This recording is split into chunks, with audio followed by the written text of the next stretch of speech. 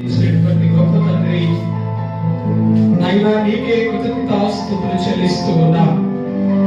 2025వ సంవత్సరంలో ఎంతో చక్కగా మమ్మల్ని కాచి కాపాడి అద్భుతమైనటువంటి విధముగా ఆయన ఎంతో కృపనిచ్చావు, ఎంతో ధన్యతనిచ్చావు, ఎంతో బ్రతికించావు, జీవనిచ్చావు తండ్రి.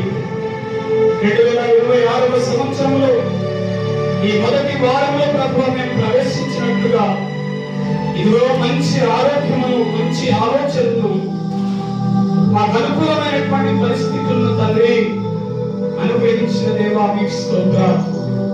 ఈ సమయంలో ప్రభువా మేమందరం కూడా ప్రార్థన చేస్తూ ఉన్నాం. ఈ రోజున తండ్రి ఈ దినాన్ని మందిరంలో గొప్పగా నేను స్తుతించి ఇదిగో ఎంతో గొప్ప సహవాసం నీతో కలిగి నీ దీవెనలో బ్రతుకులేటువంటి వారుగా మేము ముందులాగా మమ్మల్ని నడిపించమని ప్రార్థన చేస్తూ ఉన్నారు. అత్యధికమైనటువంటి మేలులతో నింపేటువంటి దేవుడికి ఒక్కడివి కనుకనైనా ఈ రోజున ప్రభువా మాకు తోడుగా ఉండి గొప్ప మేలుల చేత, గొప్ప ఆదరణ చేత, గొప్ప బలము చేత నడిపించమని ప్రార్థన చేస్తూ ఉన్నారు.